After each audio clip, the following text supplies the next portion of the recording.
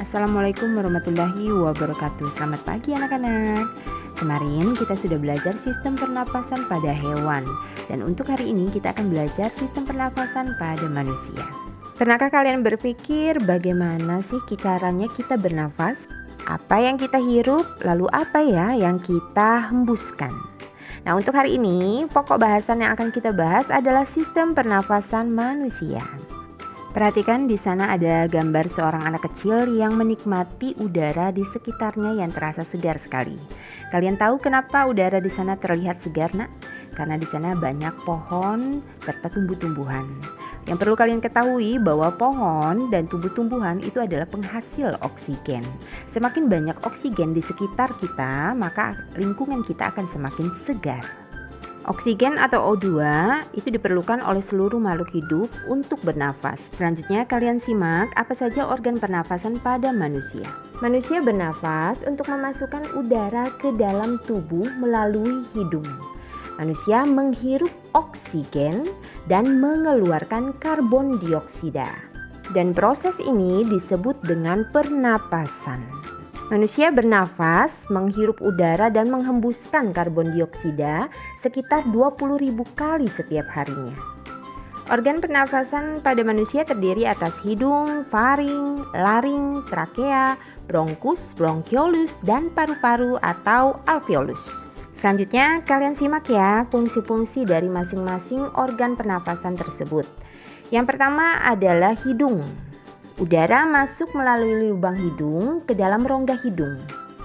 Di dalam rongga hidung terdapat rambut-rambut pendek dan tebal, fungsinya untuk menyaring dan menangkap kotoran yang masuk bersama dengan udara.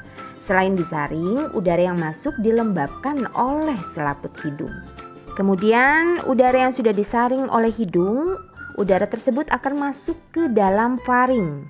Faring merupakan persimpangan antara saluran pernafasan pada bagian depan dan saluran pencernaan pada bagian belakang. Kemudian udara dari faring akan masuk ke laring. Panjang laring itu sekitar 5 cm. Fungsi dari laring ini untuk membawa udara menuju ke trakea. Laring disebut juga dengan kotak suara karena di bagian laring itu ada pita suaranya.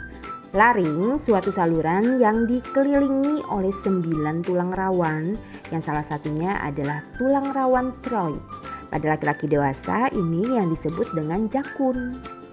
Setelah dari laring, udara akan masuk ke trakea atau disebut juga dengan batang tenggorokan.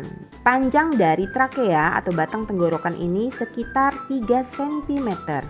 Pada trakea terdapat jaringan yang disebut dengan silia yang akan bergerak dan mendorong keluar debu-debu dan bakteri yang masuk. Setelah udara tersaring di trakea, udara akan masuk ke bronkus. Bronkus terdiri dari bronkus kiri dan bronkus kanan. Kemudian percabangan dari kedua bronkus itulah yang disebut dengan bronkiolus. Itu lihat ya arah panahnya. Kemudian dari bronkus udara akan masuk ke alveolus yang merupakan tempat terjadinya pertukaran oksigen dan karbon dioksida. Bentuk dari alveolus itu seperti buah anggur. Alveolus dikelilingi kapiler-kapiler darah. Kemudian di dalam paru-paru oksigen akan terserap ke dalam pembuluh darah. Sebaliknya, gas karbon dioksida atau CO2 akan masuk ke paru-paru kemudian dibuang saat kita menghembuskan nafas. Bisa dipahami ya? Dari penjelasan tadi kita bisa mengurutkan sistem pernafasan pada manusia. Yang pertama itu adalah udara akan masuk melalui hidung. Dari hidung, udara akan tersaring kemudian masuk ke faring. Dari faring, udara akan masuk ke laring, kemudian masuk ke batang tenggorokan atau trakea, selanjutnya diteruskan ke bronkus. Ingat ya, di batang tenggorokan atau trakea kalau masih ada debu atau kotoran itu akan didorong kembali. Kemudian udara yang sudah bersih baru masuk ke bronkus, kemudian diteruskan ke bronkiolus. Kemudian dari bronkiolus baru masuk ke paru-paru dan terjadi pertukaran oksigen dan karbon dioksida di alveolus. Selanjutnya kita akan belajar memahami isi teks. Masih ingat ya Nak ya, kita bisa membuat atau mengajukan beberapa pertanyaan untuk mendapatkan informasi penting dari teks tersebut. Untuk membuat pertanyaan, tentunya kita harus menggunakan kata tanya dan kita harus mengetahui apa saja kata tanya itu. Yang pertama adalah apa. Apa itu untuk menanyakan nama-nama benda, sebab akibat, judul atau tema. Kemudian yang kedua itu adalah di mana. Di mana itu untuk menanyakan tempat atau latar. Kata tanya yang ketiga adalah kapan. Kapan ini untuk menanyakan waktu kejadian suatu peristiwa. Kata tanya siapa, ini penggunaannya adalah untuk menanyakan tokoh utama atau tokoh pendukung. Kemudian mengapa. Nah ini ya nak ya, kalau mengapa kita untuk menggunakannya itu kan dia menanyakan alasan suatu masalah dalam teks. Jadi kalau kita diberikan pertanyaan menggunakan kata mengapa, kita harus menjawabnya menggunakan karena, baru disebutkan alasannya. Kata tanya selanjutnya adalah bagaimana. Bagaimana penggunaannya adalah untuk menanyakan cara membuat, proses, urutan, pendapat, atau sikap. Dan yang terakhir adalah kata tanya berapa. Ini digunakan untuk menanyakan jumlah atau banyaknya benda. Selanjutnya kita akan belajar SBDP ya. Apakah kalian tahu apa itu tangga nada? Tangga nada adalah urutan nada yang disusun berjenjang. Apa ya yang dimaksud dengan berjenjang? Berjenjang itu maksudnya adalah bertingkat atau berurutan.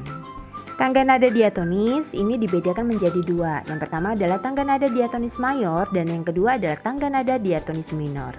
Kalian perhatikan ya, itu adalah contoh tangga nada diatonis mayor. Untuk huruf C, D, E, F, G, A, B, C itulah yang disebut dengan nama nadanya. Kemudian yang ditunjukkan dengan angka seperti 1, 2, 3, 4, 5, 6, 7 itu ya, itu bisa juga disebut dengan do, re, mi, fa, sol, la, si, do. Itulah yang disebut dengan notasi angka. Kemudian angka yang di bawahnya itulah yang disebut dengan jarak nada atau interval nada. Untuk diatonis mayor, interval nadanya itu adalah 1, 1 setengah, 1, 1, 1 setengah. Untuk ciri-ciri lagu yang bernada diatonis mayor, yang pertama dia bersifat riang gembira, lalu lagunya bersemangat. Yang ketiga biasanya diawali dan diakhiri dengan nada do sama dengan C. Contoh lagu yang bernada diatonis mayor, ingat ya ciri-cirinya lagunya bersemangat dan riang gembira. Yang pertama adalah Indonesia Raya, Maju Tak Gentar, Hari Merdeka, Halo Halo Bandung, Gebiar-gebiar, Garuda Pancasila, dan sebagainya. Dan itu contohnya lagu-lagu yang riang gembira semua nak ya, yang menumbuhkan rasa semangat. Itulah lagu untuk bernada diatonis mayor. Bagaimana? Penjelasan hari ini cukup jelas ya? Wassalamualaikum warahmatullahi wabarakatuh.